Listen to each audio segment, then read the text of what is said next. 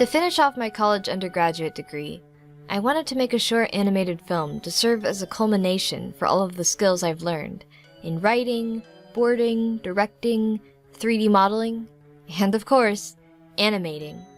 But in order to begin this process, I would need to send in a proposal with my team and be approved by faculty. Given that my goal for the final look was to be one with 2D hand-drawn characters and 3D backgrounds, similar to the animated features of the early 2000s, I would need to devise a test shot, a proof of concept that could show that getting this look was possible on a student budget. And so, this test shot evolved into Lark Song. On a whim one night, I took out a blue pen and began sketching potential layouts, searching up images that had a similar look to what I wanted. After that, I also did some sketches of the character I was planning on animating, Lark, my friend's old D&D character. She was fine with me drawing him for this project. I also did a test shot for this test shot. Yes, you heard me right. This consisted of several logs and a small apple character doing a jig.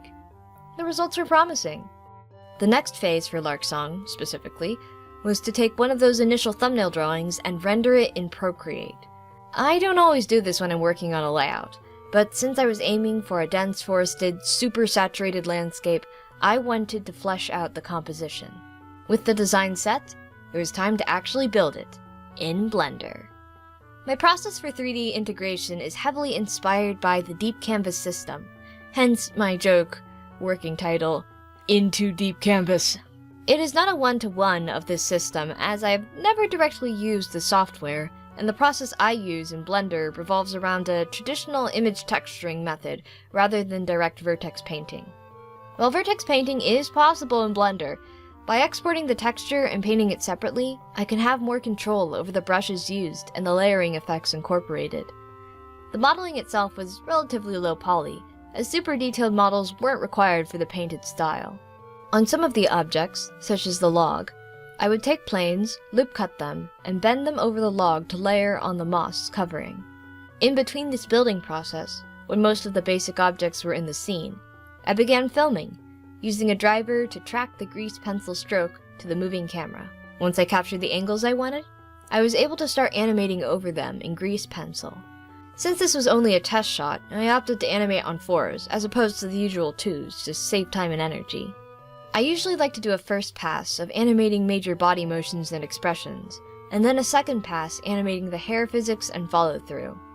Once I was satisfied with the rough animation, I exported every frame and opened them up in my drawing program, and lined and colored each one. By this time, the textures in the set were finished, and the objects for the foliage were turned into a hair particle system, and were affixed to the desired surface.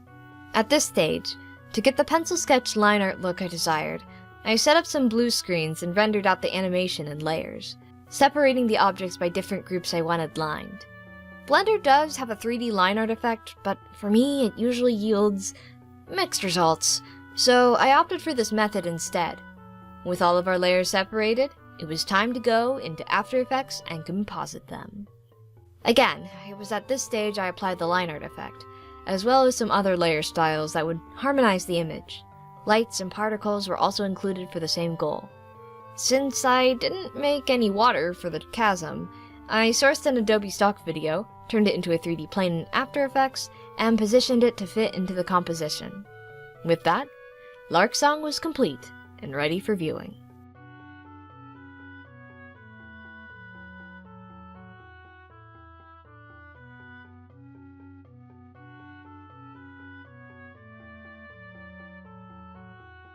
Even though some might find this whole endeavor a little superfluous for a test shot, the process of making Lark Song gave me experience in this multi-medium format, and would later help me direct my teammates on the following final project.